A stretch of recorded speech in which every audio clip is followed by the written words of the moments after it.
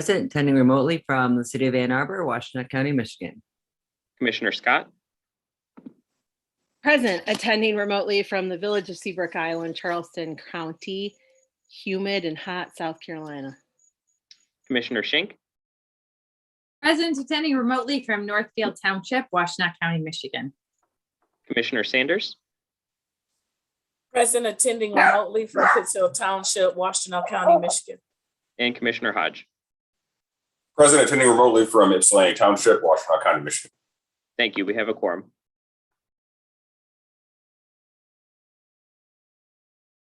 Sorry, I was muted. Thanks for the roll call there. I want to note before we get rolling that the internet was out at my home this afternoon. So if I experience any issues, I apologize and just want to let Chair Schenk and Vice Chair Labar know that. If I get disconnected, we're having a bit of internet issues out here today. So we're going to move on to citizen participation. This is where we open up public comment portion of the meeting where members of the public may address the Board of Commissioners. If there's anybody wanting to participate in public comment, please announce your first and last name. Keep in mind that you're limited to 5 minutes during the public comment at working session. As this is a remote meeting, please use the raise your hand feature, and we will ask individuals to speak in the order that their hand was raised. If you're participating by phone, you can press *9 to raise your hand. So we'll take a quick look to see if anybody is wanting to participate. I don't see anybody in the audience at this point that is wanting to participate in public comment. So we will move on from there. And the third item is Commissioner follow-up to public comments, which we don't have any. So item 4 is the County Administrator's Report. Good evening. I have no report this evening. Thank you, Mr. Dill. We will move on to our agenda item this evening. We are excited to be joined by where'd my agenda go? Sorry, I apologize. The folks from Michigan Works Southeast, Shamar Heron, the Executive Director, and some of his team members this evening here to give us an update about the activities at their agency. So I want to turn it over to Michigan Works Southeast. Good evening. Thank you, Commissioner. Shamar Heron here reporting remotely from Superior Township, Washtenaw County, Michigan. I'm proud to say so. So now I really feel like I'm at home with our commissioner. So I want to start off by saying thank you all for having us. Thank you for allowing us to come back before you. As you can see, there have been a few changes amongst our leadership, but we also have continued to service Washtenaw County in a very meaningful way. And so I believe I have the ability to share my screen. If that is correct, I will find out momentarily. All righty, so give me one moment here. And hopefully everyone is seeing a screen that says, Yes. Yes, okay, great. I need one more second. All righty, so again, I wanna thank everyone for allowing us this opportunity. Again, my name is Shamar Heron, Executive Director of Michigan Works Southeast. I'm going to allow my teammates to introduce themselves as they present. We will be succinct and move through this quickly. As I understand, there's just a couple other things on the agenda besides our presentation. We want to know that we continue to create connections to a better future here in Washtenaw County and the 4 other counties that we represent, which are Hillsdale, Jackson, Lenawee, and Livingston counties. I also want to take a quick moment to thank Commissioner Schenk and Commissioner Sanders for all of their work on our consortium board. As some of you may know, that is the administrative board that has full fiduciary responsibility for all the work of Michigan Works Southeast.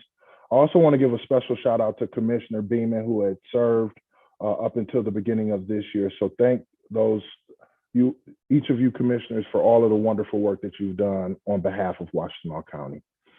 I want to give a little bit about us. Our mission is to develop today's workforce and tomorrow's economy by engaging employers, job seekers, and partners. Our vision is equally important within the community, which fosters and sustains a strong, diverse economy where all people can live, work, and prosper. But what myself and I believe my colleagues are most proud of is our purpose statement, which was created by our team, not just the 4 people that you see here, but the entire 82-person organization. We went through a session where we figured out, why do we get up and go to work every day? Why do we hear the types of stories and provide the types of services that we do every day? And it is to create a connection to a better future, not only for our job seekers, but for our businesses and our communities as well, because it's a chicken or an egg, but we know that either way, without our business community, our economy does not function. We want to tell you a little bit about our work during COVID. We never closed our doors. While the doors may not have been wide open, we provided all of our services virtually and by appointment only to those who needed those services in person. And we had strict protocol for any individual coming into our buildings. But we knew back in April that it was time to shift our priorities away from serving individuals who were on unemployment, and we needed to start to re-engage around reemployment. And so we really went heavy, and Tom Robinson, who's going to introduce himself in a few moments, really led our efforts around making sure that we are engaging our employers in a meaningful way. Here's a couple of the numbers around the services that we provided. Some of you may know that the Michigan Works system across the state of Michigan provided additional services to help with UIA claims. Across the state, we were receiving hundreds of thousands of calls. They were receiving hundreds of thousands of calls per day. And the Michigan Works system stepped in and said, we will be of assistance to try and make sure people got their claims met and food on their tables and bills being able to pay. So alone in our 5 counties, we served over 41,000 people. That's resolving over 1,300 UIA tickets. That's where people, again, can have money in their pockets to pay their bills, put food on the table, keep a roof over their head. And then we were able to convert some of those individuals into our virtual workshops, where we told them how to best apply for positions virtually, how to dress appropriately, how to thank someone for an interview, how to land a job, or employment opportunities.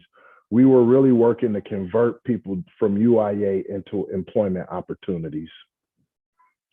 Here's a little bit about our impact. Over the last year, which ended in June, we served over 930 individuals, employers, and that led to over 4,200 jobs being filled. We served 17,000 people in one unique way or another, whether they came in and needed help with job searching, they needed assistance with faxing, scanning, copying, whether they just needed some job search assistance, we were here to help them. But we also had over 50,000 total visits. That's where individuals met with us once and maybe came back in. A little quick tidbit about this 17,000 number. These are individuals who could, again, have had some of the basic services, but also potentially came in and received services like assistance with paying for training, supportive services where they may have needed work boots or scrubs. We were able to serve those people as well. And here's a little bit of the breakdown on how we are funded and what we expend those funds on. So the Workforce Innovation and Opportunity Act is legislation that was passed in 2014 and one of our largest funding pools. Employment services, or Wagner-Pizer services, that allows us to service anyone who comes through our doors with some of the basic, most fundamental and core employment service opportunities. Partnership, accountability, training, and hope, that is part of the state aid that is distributed through DHHS, which are our TANF funds. We help with the work readiness portion of those state aid funds. And then we just have a cadre of different funding sources, whether it's Going Pro Talent Fund, whether it is some COVID relief funds. This is where that hodgepodge comes in and makes up that $3.4 to $3.9 million.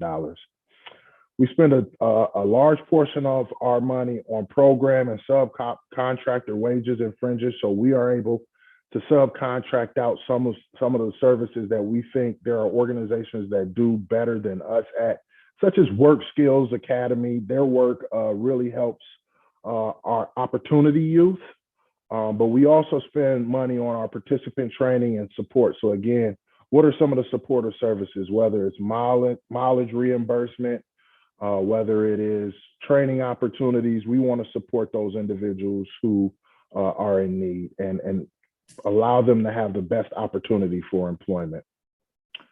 So my deputy director is going to step in, Misty Schulters. Misty, are you there? I am. Good evening, everyone. Misty Schulters, Deputy Director with Michigan Works Southeast. And we just wanted to share a little bit about what our message is. We are really wanting individuals to know we have almost 10,000 jobs in our 5-county region right now.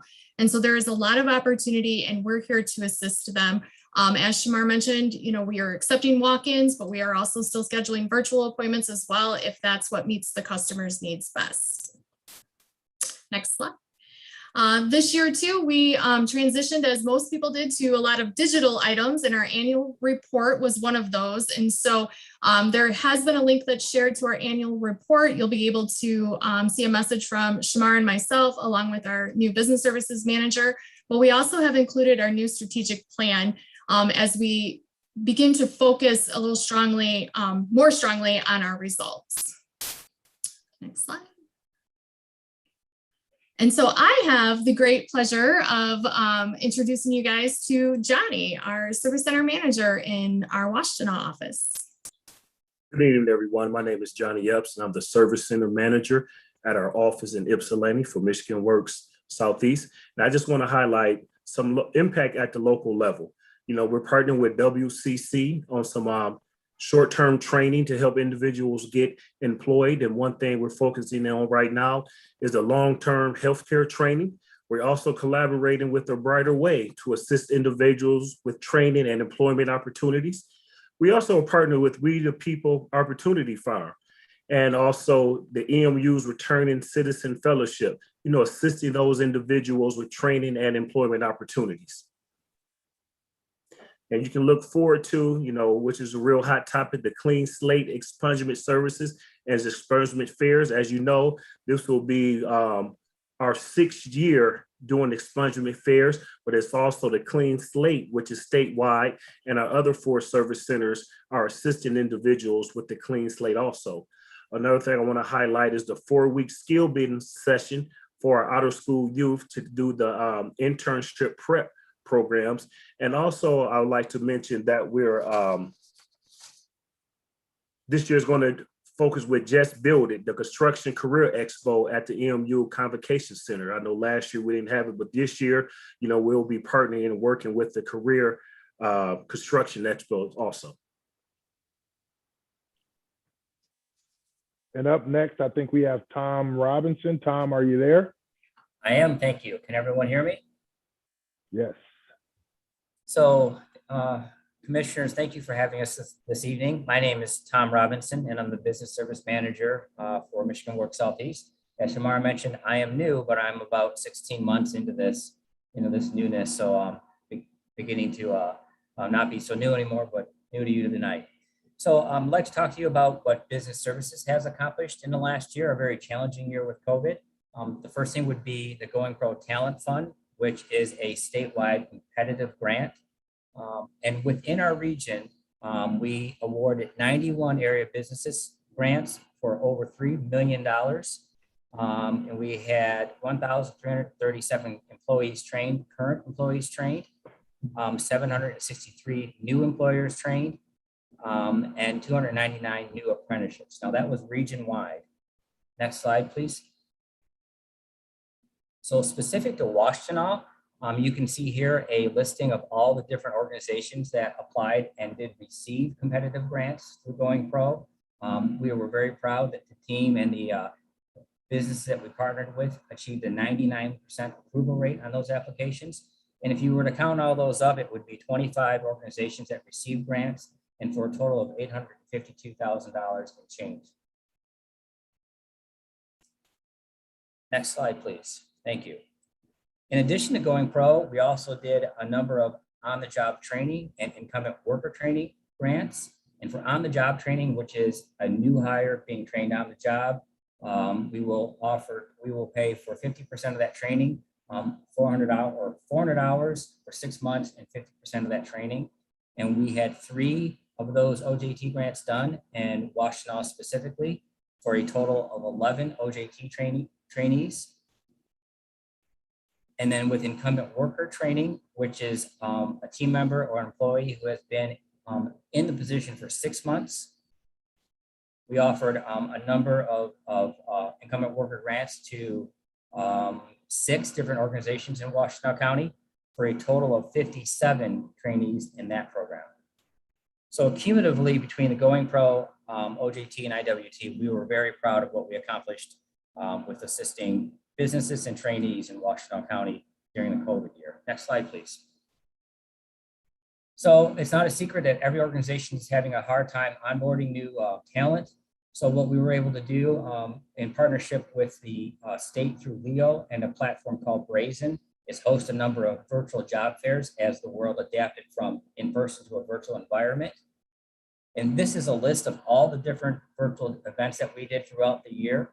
Overall, the number that, to me stands out here is the chats and connections. So you can see that we hosted 6 different virtual events, but during the process of doing so, we made 554 what we would call chats connections. And that's where a job seeker is talking directly to a hiring authority within a business organization. That starts off with a text chat, migrates into a video chat, and then ideally they're using that as a screening opportunity to go into a full interview at a different time. So that's what we accomplished in the business service team, and I will hand it back to my leadership team. I think it's Shamar or Misty, you next. Hi, yes. So the My Career Quest event is a career exploration event that is typically done in person. This year we hosted our first one and it was virtual. So you can see we had quite a number of participants. And one of the things that we are most proud of this event was the strong ability to take students that were undecided in terms of their career interest and flip them following the event into a specific career field, such as engineering or healthcare. And that just helps them as they align their studies with their career goals. Next slide. And just as a reminder, we are a resource for Washtenaw County. Tom mentioned quite a few of the business services that we have available, such as on-the-job training and incumbent worker training. And you can see the list there, the Going Pro Talent Fund, corporate assistance, and recruitment. But also on the job seeker services side, we really work to prepare our job seekers not only to obtain employment, but to retain employment. And we do that through a variety of ways, from training opportunities to paid work experience, and also our career coaching to try to help them understand good choices for workplace behaviors. And another piece in a few of our counties we're able to offer is adult remediation right inside our service center. And in Washtenaw, we just partner very closely with our adult education providers so that we can make sure our job seekers are obtaining that high school equivalency or better prepared for their college courses. Thanks, team. All right. And up next, you may be asking, well, how can we help? One of those ways is to get to know us. So you can always reach out to myself, Johnny, Misty, and we can set up time for a visit, either virtually or in person. We've done them before. We'll continue to do them with our elected officials. So you have an open invitation, either just drop in, or if you want to schedule something more formal, come on in, get to know us, know the services. You probably have residents and constituents who are utilizing our services. So it would be beneficial to you to know what those services are. If there are businesses that are in need, feel free to connect us to them as well. Tom mentioned some of the resources. We would gladly double, triple the numbers that you saw on those forms or on those slides earlier. We need to be engaging businesses in a new way. We know that a post-COVID normal looks very different than a pre-COVID normal. And the notion that people are just sitting at home, living high off of unemployment is not fully true. And so we want to be able to explain to our employers what are some of the barriers to making sure you get the best talent needed? And we are a great connector at doing so. If you know individuals who are seeking employment, please send them our way. By getting to know us, that's the best way to become an advocate for us. So I think our consortium representatives understand from a big picture way how we facilitate our work. But if you want to be an advocate, come in, get to know some of the services that we represent and can provide to individuals, and that'll help you advocate for us. If you ever have any workforce questions, please don't hesitate. I say we have more data than at times we know what to do with, but we have enough data to help you understand absolutely any workforce question you may have. And if we don't have the answer, we'll work with you to get it. And lastly, know that we are more than a workforce agency. We are a connector.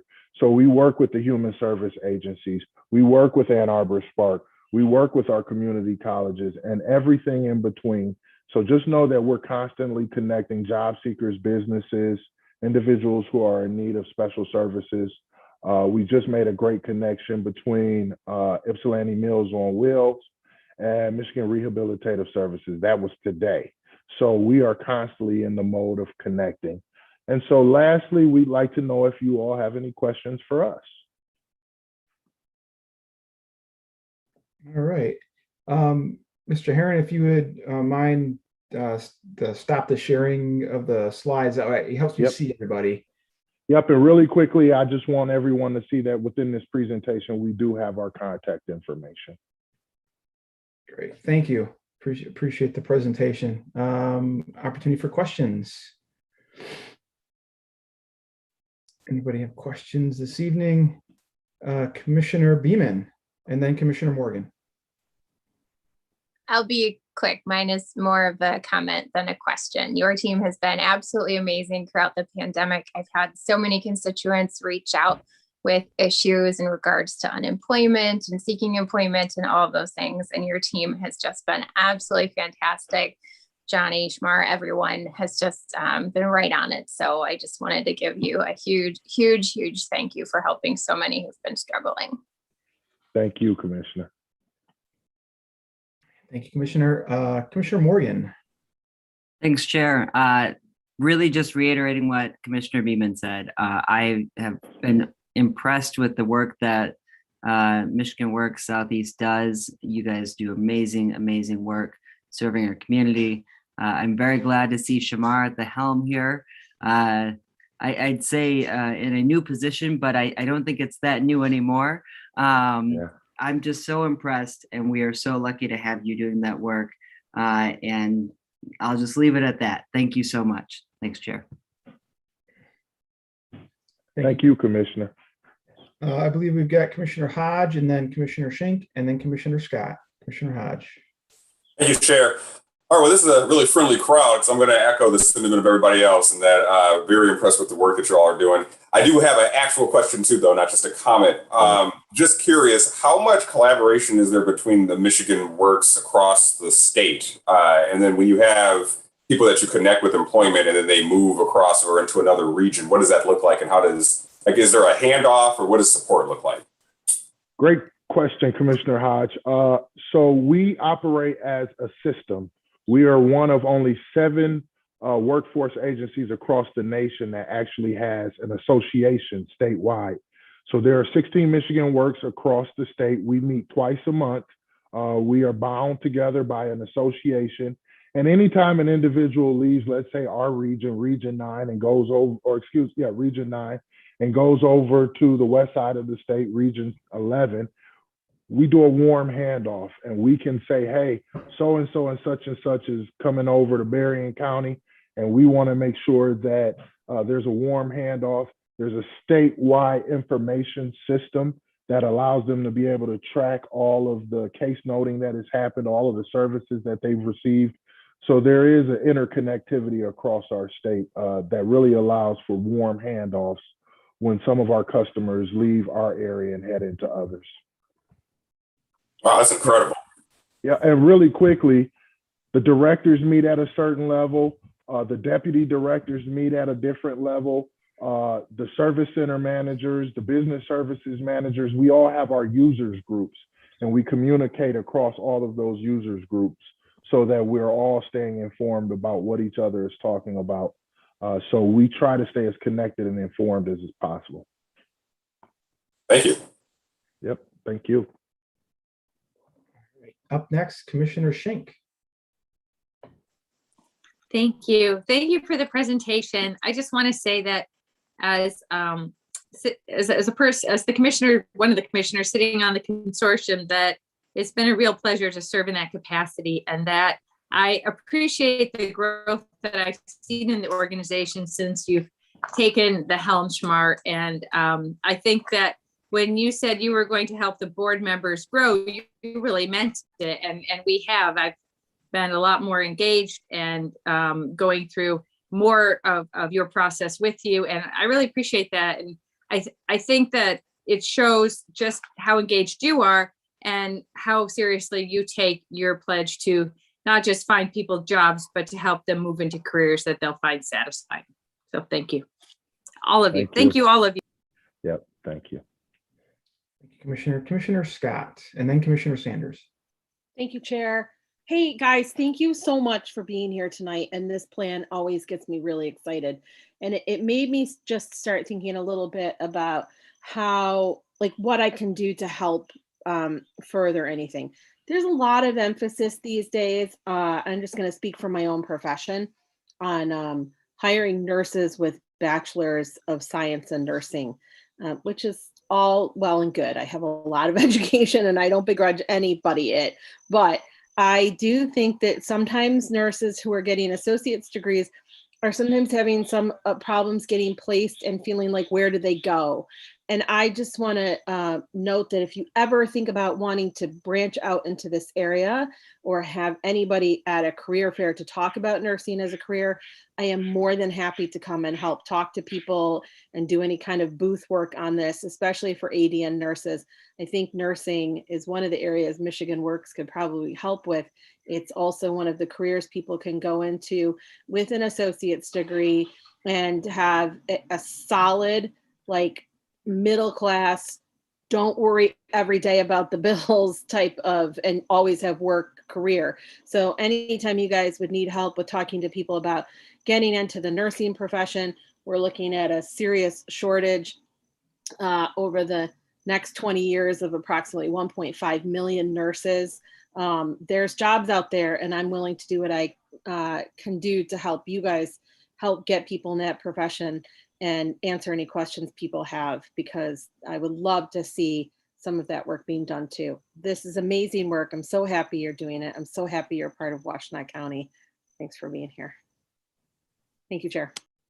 Thank you, Commissioner Scott. And really quickly, I'd like to talk about our approach and philosophy around pathways. So what we try not to do is say, hey, come to Michigan Works and we're going to get you a 4-year degree in nursing. Instead, what we say is, oh, you're interested in nursing. How about we help you obtain your CNA certification and your phlebotomy certification? And then we create pathways. Yep, we can help you with some of your schooling at a community college. And that gets them the traction, it gets them the education, the credentialing that they need in order to be able to move on and to some of those more higher ranking nursing positions, because as you stated, that's the career that's not going away, right? And there's forever a need. The human body is essentially the same right here in Washout County as it is in Osaka, Japan. So how do we help people understand, you know, the human body is the human body? And so we're absolutely here in partnership with you all. So thank you again for that. Yeah, and pathways, I think you're totally right. I'm sorry, Chair, I'm just butting in again. I think pathways are totally right, like to try to get people on that path. And as I said, I don't necessarily think that having the 4-year degree is the answer. I think that there are a lot of really good pathways into the healthcare field, like you said, in getting the CNA and doing phlebotomy, and especially the ADN. I am a huge proponent of the ADN. And so if you guys need any help in any of that, or anybody you know is especially passionate, I'm always happy to have people come and shadow me too, per rules of my employer. So, but I'm here for you. Thanks. Thank you, Commissioner. Commissioner Sanders. I just wanted to say how pleased I was to see, I call them my partners in my other job. To see them on the call tonight. Misty, you'll have an opportunity to get indoctrinated to me later. But I just wanted to support the fact that they, in every experience that I've had with them in my role of partnering with them, and this is sort of a perfect storm because the commission agreed to fund a program that Michigan Works partners with, which is the Child Development Certificate Program with Washtenaw Community College and Eastern and a number of other partners in the community. And that was probably one of a couple of partnerships that I took to Shamar, and he has always been open, as has Mr. Epps.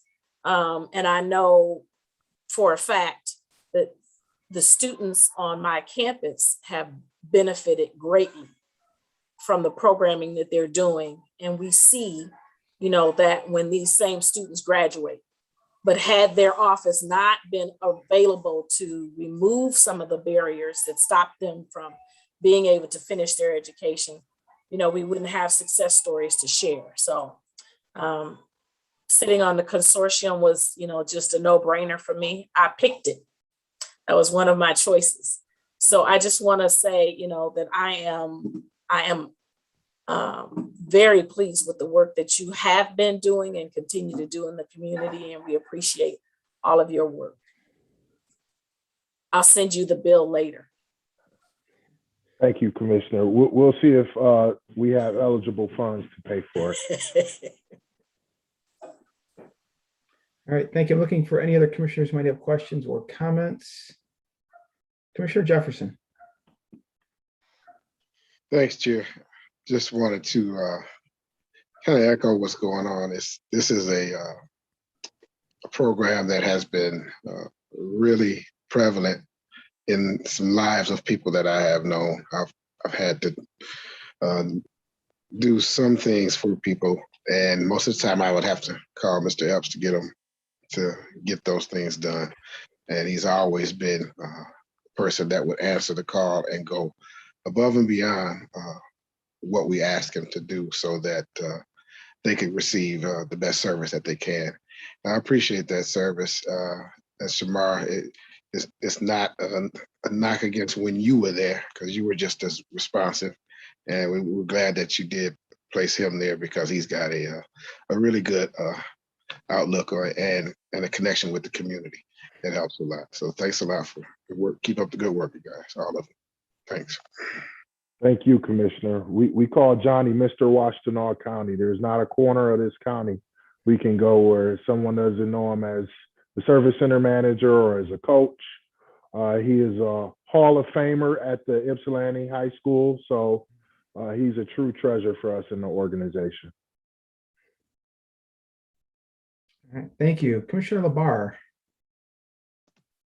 Thanks, Chair. This meeting has been so full of positive comments, and I think they're well deserved.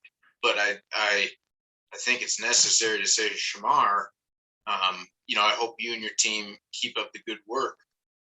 But I would ask you, come that last weekend of the Michigan football season, to stay off Derek Jackson's page. Let us process that loss on our own time in our own way, sir.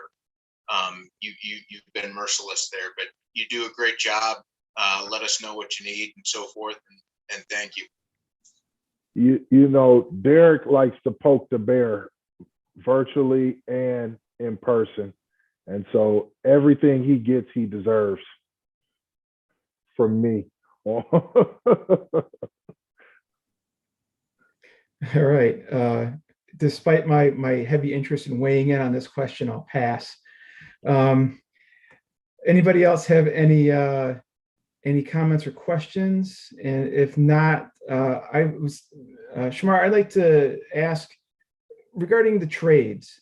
What are you seeing as the biggest need in terms of jobs and employments by employers out there?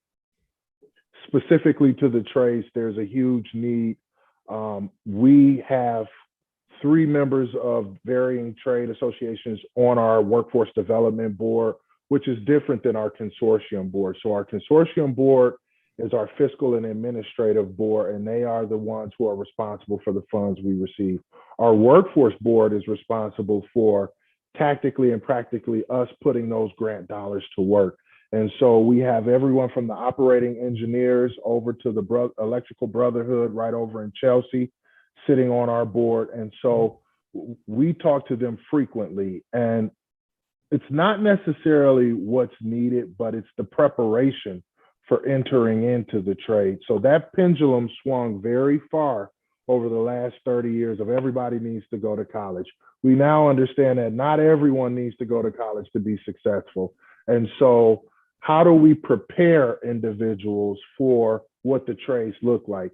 This isn't some dirty job where you just go and, unclog toilets or, rerun wires. It has become more sophisticated.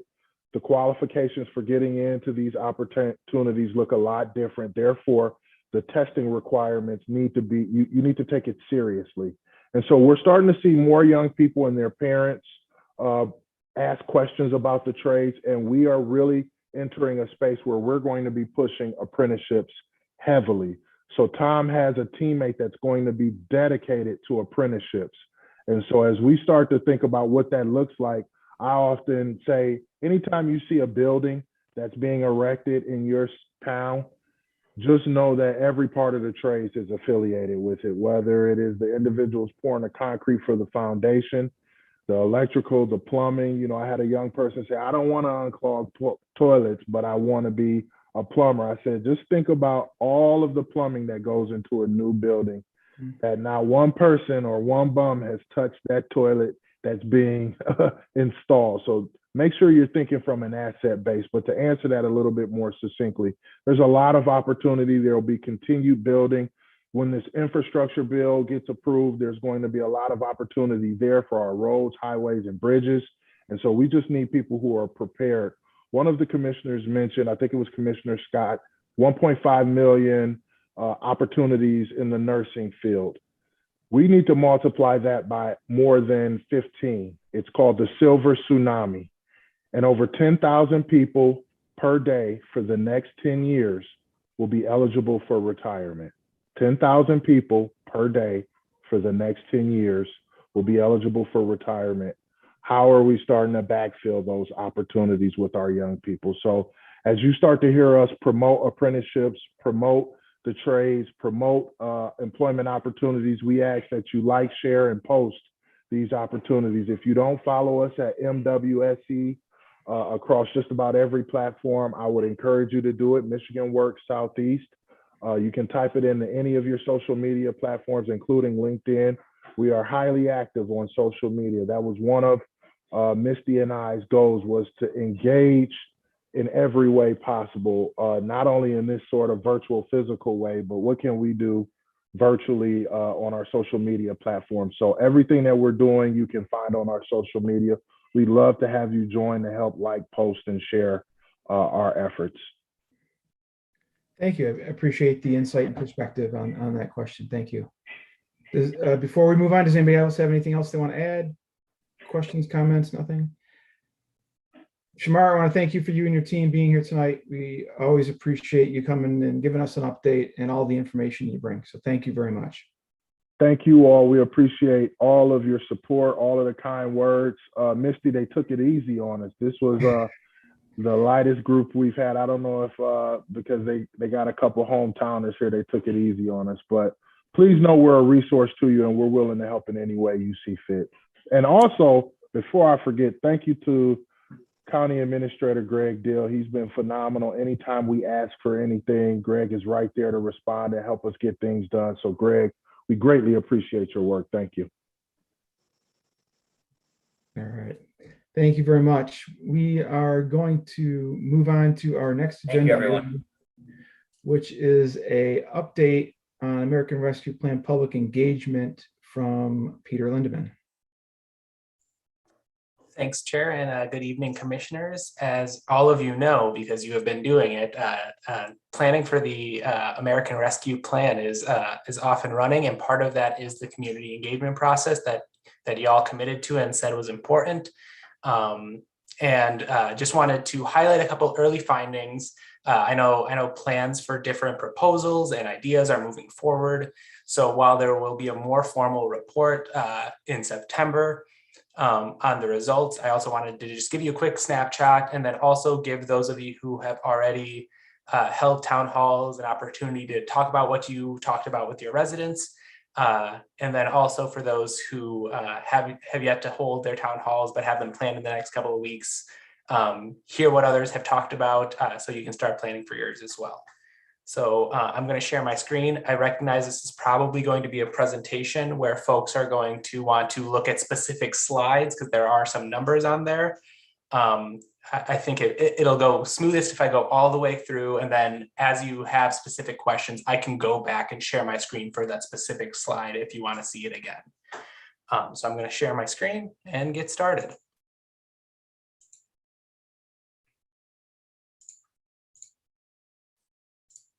All right, do you see a slide deck for Washout Rescue Plan? Yes. All right. So all of this data is based off of a poll from last week at the end of July, so July 31st. It will be running through the rest of August.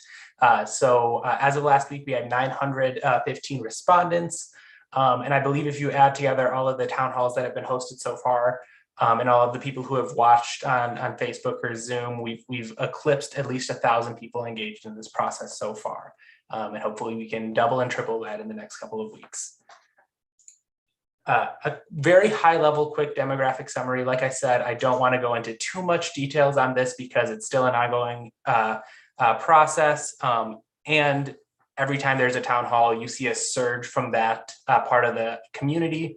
I could go into a bunch of details on what the demographics currently look like, but for time purposes, I'm going to just kind of give some very high level findings. Right now, the demographic makeup of the survey participants does skew a little bit older and a little bit whiter. Though in the last week alone, since I pulled this data, I've already seen some shifts in that because of some specific targeted efforts. I know I've been working with the Ypsi Housing Commission to get messaging about this to their residents. I know Success by Six does some work in Sycamore Meadows, and they were like, hey, can I take a paper version out there? And they're going to be collecting that in the next week or so. And then I've also started working on making sure that as soon as possible, there are other languages of the survey and materials available as well. So that's a very high level demographic summary. If you have more questions, feel free to ask. But again, I think we'll know a lot more next month once the entire process has happened. So I'm sure you're all very familiar with these 7 items by now. I'm sure some of you are sick of reading them. But a lot of people are reading them for the first time with this survey and these materials and this outreach that's going on. And we gave folks a brief description about what all of these mean and then asked them, which of these priorities do you feel is most important to invest with the Washout Rescue Plan? So they were basically able to say, not at all, somewhat, a little bit, very important. So I wanted to break it down by those who ranked it in their top 2 things. So it's either very important to them or somewhat important to them. And right now, this is what that looks like. The number 1 category by a little bit is encouraging generational success. And then investing in the health and well-being of Washtenaw County and connecting Washtenaw County are slightly behind that. But as you can see, all of them have at least 50% support of people saying it's either somewhat or very important. And I think we can all agree that just because good government isn't at the top of the list doesn't mean we can disregard that. But I will say, I'm going to go over some written responses later. One of the things I have seen is that a lot of people want to see good government kind of integrated into all of the other categories rather than be its own standalone, just making sure that we're prioritizing the change, but in a responsible way. So that's one of the things I've seen.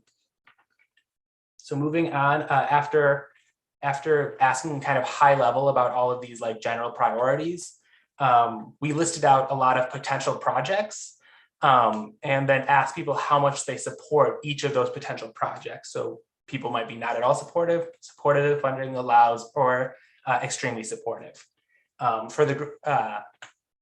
For every single item you've seen, at least 67% of people have said they either are supportive if funding allows or extremely supportive. So just know that whatever projects move forward from this list, a vast majority of Washout County has expressed their support for that. And hopefully that's a little affirming that the list that was created is one that really reflects what people believe is important. Because that is such a big number, I really want to focus the next couple of slides on the extremely supportive category. So these are the things that people are most excited about when they see it. And I'm going to break down the top 10. I think there are something like 25 to 30 initiatives that people voted on. So these are the top 10 and the percentage of people who said that they are extremely supportive.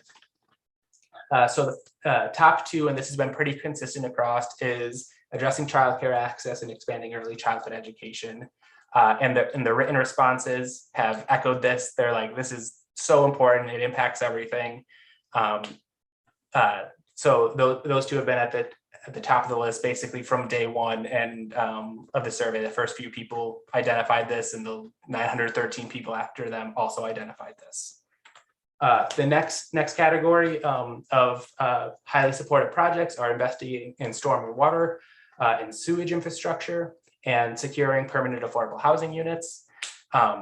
The next one with 50% support is expanding broadband infrastructure. And these top 5 have been the top 5 pretty much the entire time. There have been some variation below that, but these have been pretty consistent, and they're pretty consistent across the different areas of the county as well, that these are the top 5 priorities for people. But there are other things that people are very supportive of on that list: climate action planning, hiring additional community healthcare workers, expanding the health department's medical mobile clinic, increasing home ownership rates, particularly among BIPOC households, and then expanding energy efficiency programs.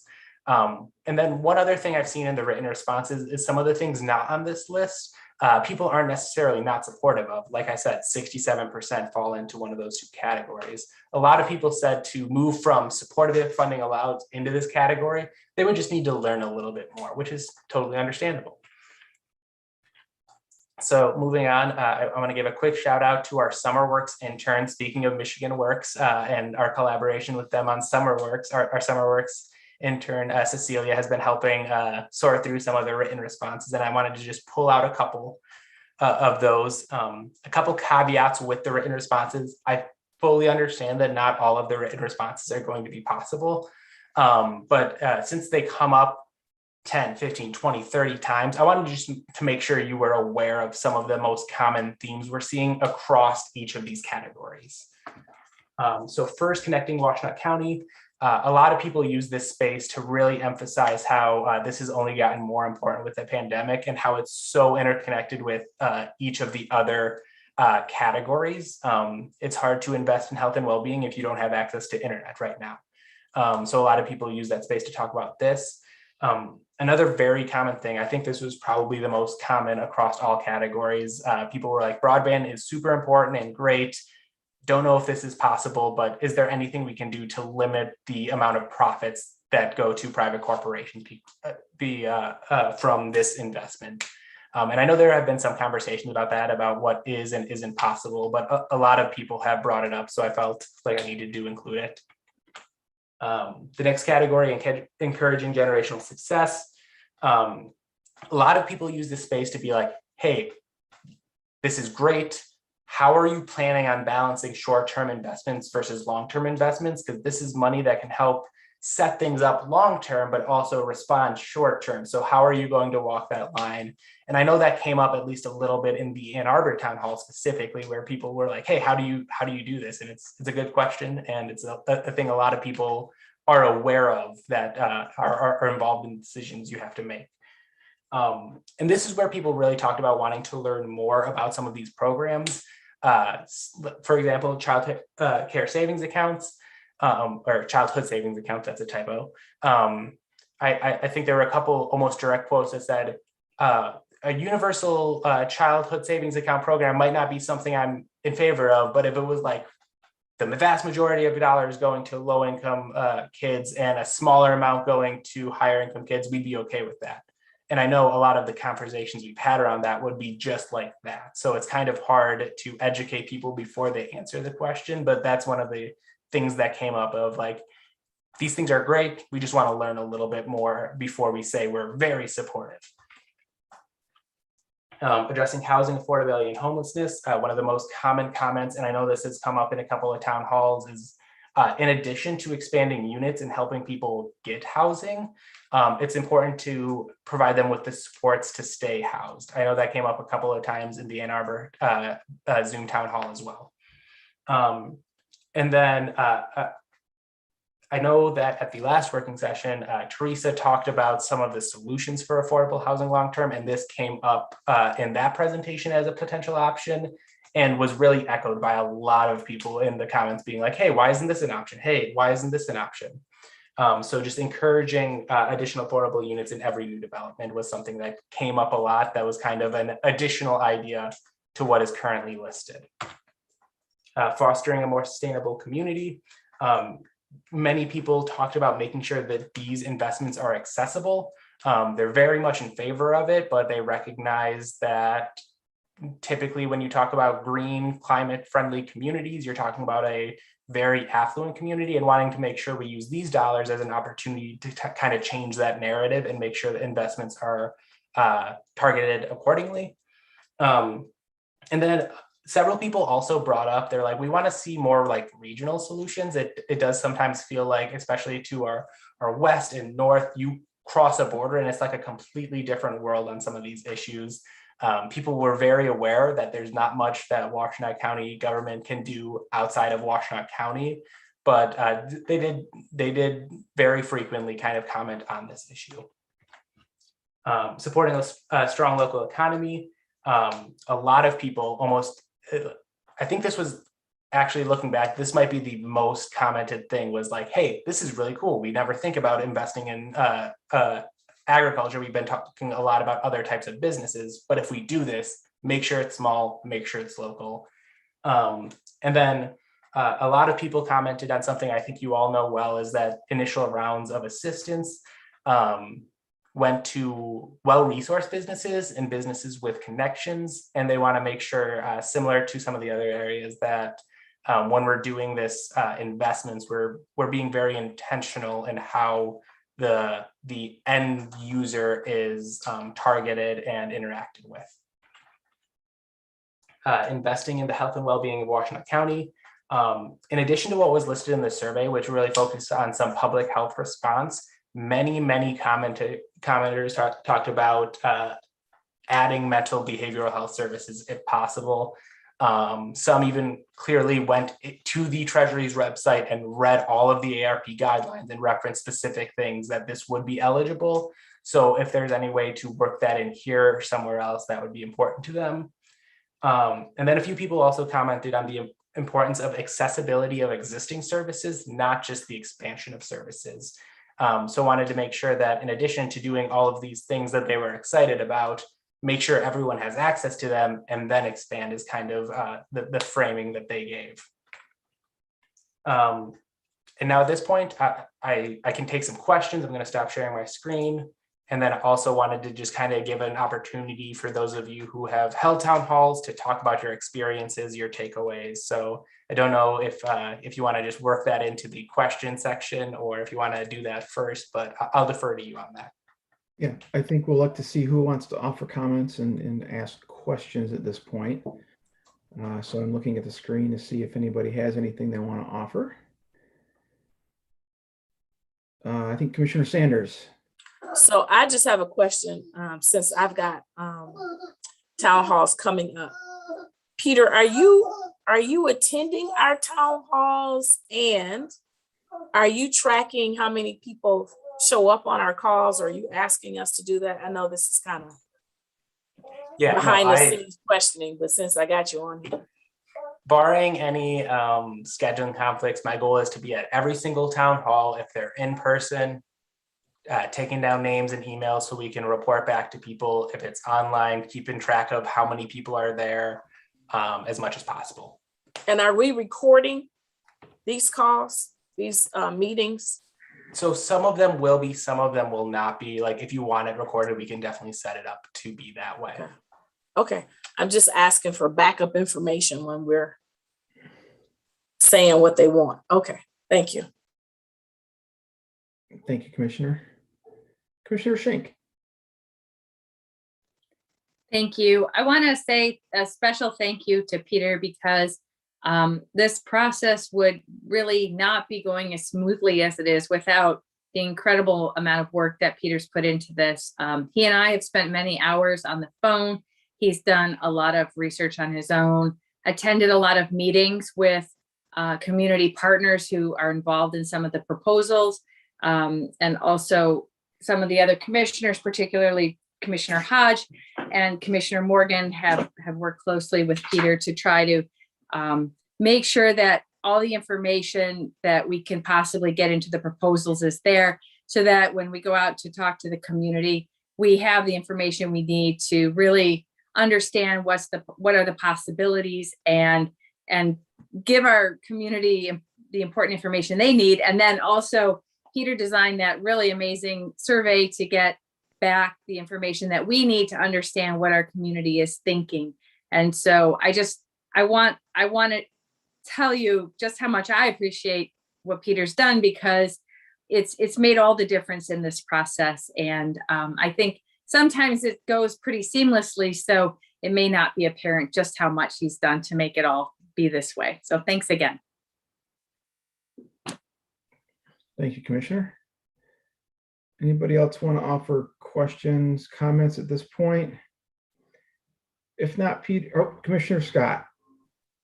Thank you, Chair. I just want to chime in that I felt like our meeting that we had between Commissioners Morgan and Labar and I went really well. And a lot of this is down to Peter's help. It's really logistically, he is herding the commissioners, and a little bit, I think we're probably like herding cats. And he is also getting the word out into the community itself, and that's really fantastic. So just another plug for Peter's logistic finesse here. Also, I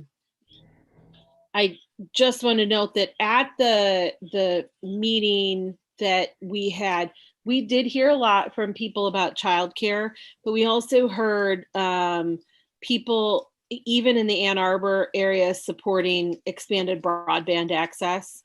And I thought that was very interesting to hear that at the Ann Arbor meeting itself, to talk about expanding broadband access to all parts of the county too. So it was fantastic. I would love to do more of these events in the future, not even about ARP funds, but just about county in general. So as soon as we get through this Herculean task, maybe we can think about doing some more community outreach programs like this, and count on, again, Peter's logistic finesse. So thanks so much, and great presentation tonight as well. Thanks.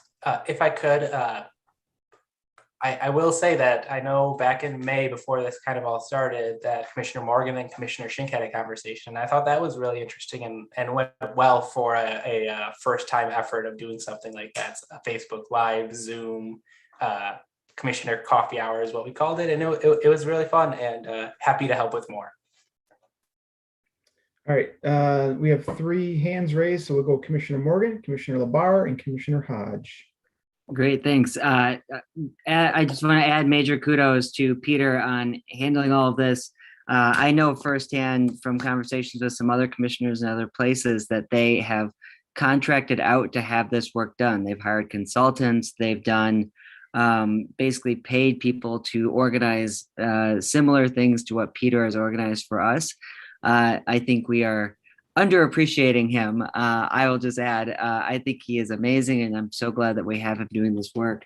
And then, of course, huge thank you to Chair Schenk, who's worked a lot on this as well. I know you've spent a lot of time working with Peter on the layout of this. I think the biggest thing that in addition to a lot of things that you've laid out, Peter, and then especially the comments that Commissioner Scott made regarding our Ann Arbor Town Hall, I thought we had really good feedback from folks there.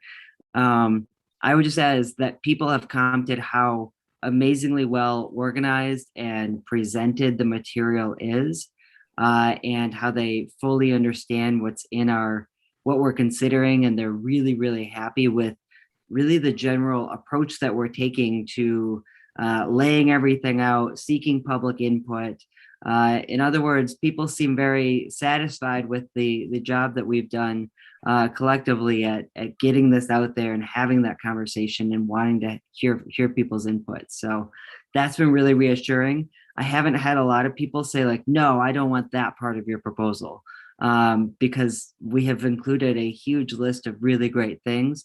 I think the challenge will just come when we are deciding where to spend the money. I think if you ask people to specify how much they want spent on each item, I think then it would get a lot tougher. But that's for us to work through and for us to decide, inclusive of all of that input. The only question I do have is, maybe I just don't recall this, but what is our timeline for the survey and having it out there? And when do we kind of expect to have a final, here's the public input? What's that looking like?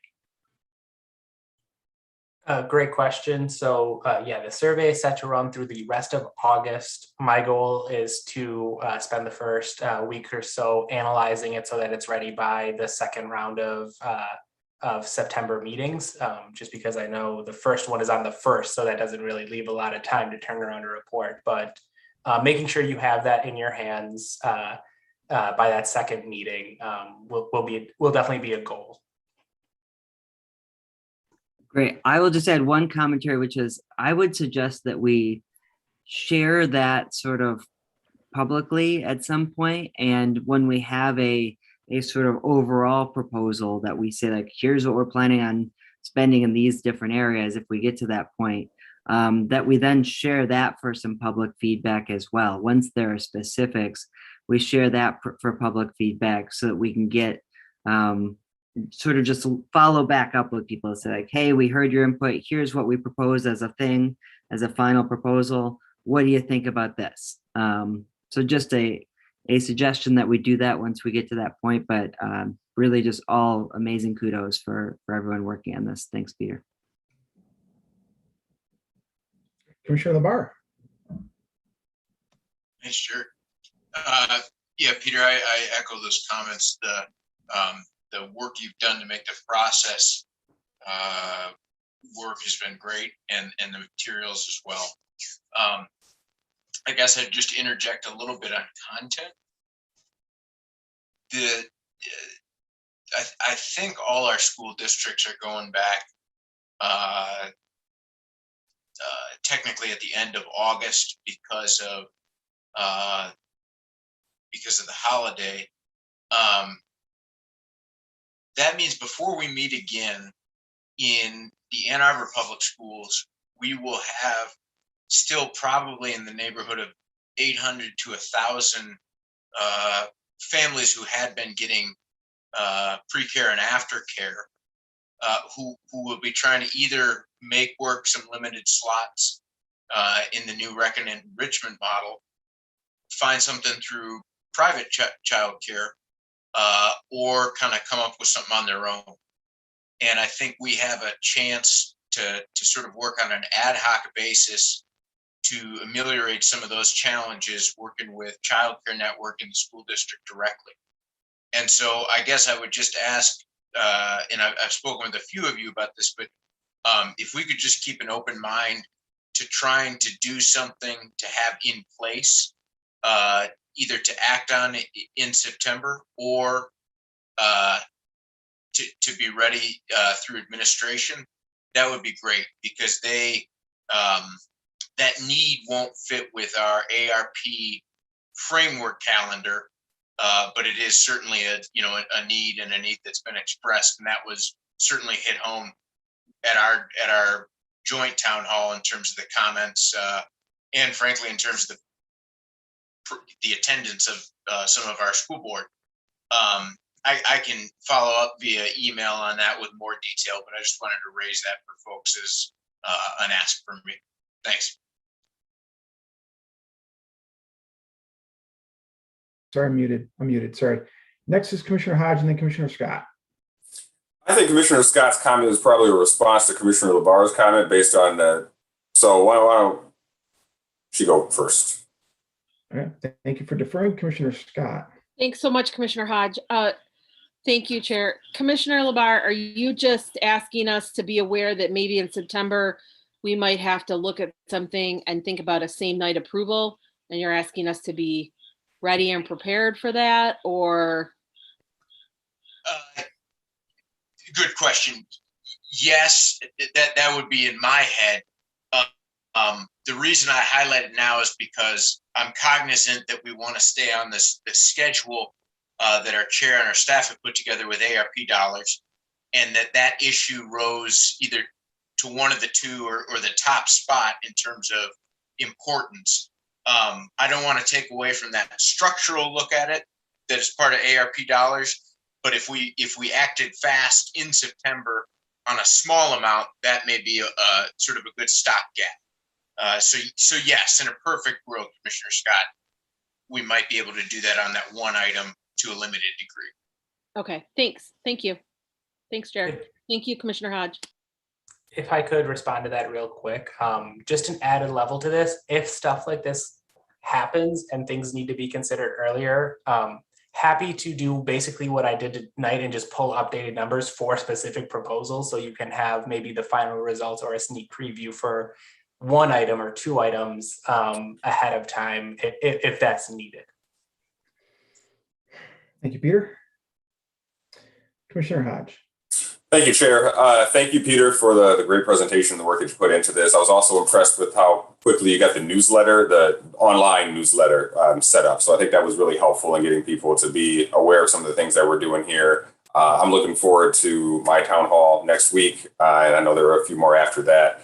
A couple of comments or questions I just wanted to throw out. They're kind of along the lines of what we're talking about with we're going to possibly allocate money in September. I think we should put a clear deadline. Commissioner Morgan mentioned this too, but I think we need to be able to start advertising what's a clear deadline. Because I've heard, or a lot of people have asked in the community, when is this going to end? Or even people involved with the county want to know when we close the survey. And I don't think we've had too many of those conversations, but besides with commissioners. So if we advertise like this is going to close at the end of August, I think that could be helpful. I don't really think it needs to extend beyond the end of August, especially since we're considering and possibly going to be allocating American Rescue Plan funds in September. I mean, so why have a survey that's going to continue to go about this once we started allocating funds, reducing that number that we have? And then to the good government piece, we talked a bit about this before. I've talked to the chair and administrator about this before too. Some of that is money that is also going to come off the top, right? I mean, we have to make up for the lost revenue. So then when we have all these projects, we're working with a smaller amount of money than I think we are making it seem that we are, because some of this is going to go straight to the lost revenues and other things related to that good government category. So I wish we could get that out a little bit more clearly. It's something I'll reference at my town hall. But I think if we put a deadline on, so it's clear that people know you have until the end of August to respond to the survey, that would be really helpful.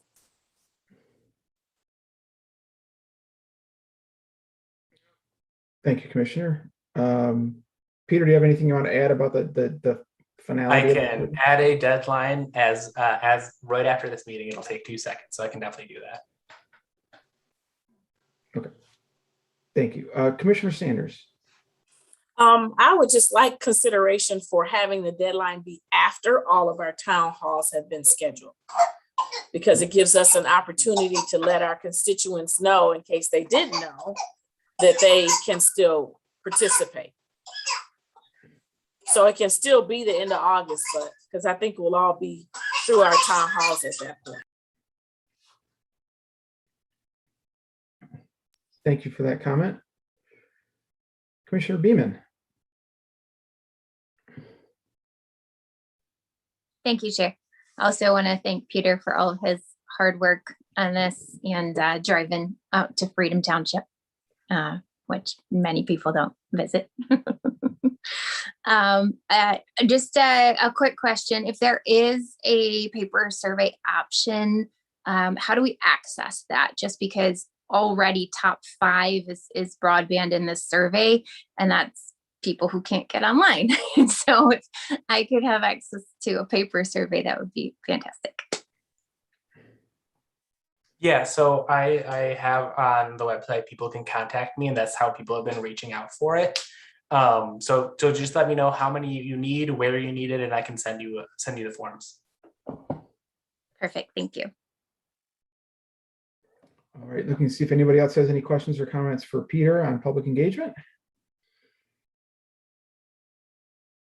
Seeing none, I'll echo the thoughts of thanking Peter for all of his hard work on this. I know how hard it is to pull these events off for one office, let alone for 9 different commissioners. So thank you for your work. With that, I think that concludes this particular agenda item, which means we're moving on to item 6, which is items for current or future discussion. Does anybody have anything they'd like to offer? Seeing none, that takes us to item 7, which is pending items. I don't think we have any pending items tonight. That would take us to adjournment, and then number 8. I will move to adjourn. I will second. Carolyn. Scott. I get tired of you all leaving me out all the time. This is like somebody trying to get to the last chicken leg or something. They had to hurry up. I prepare.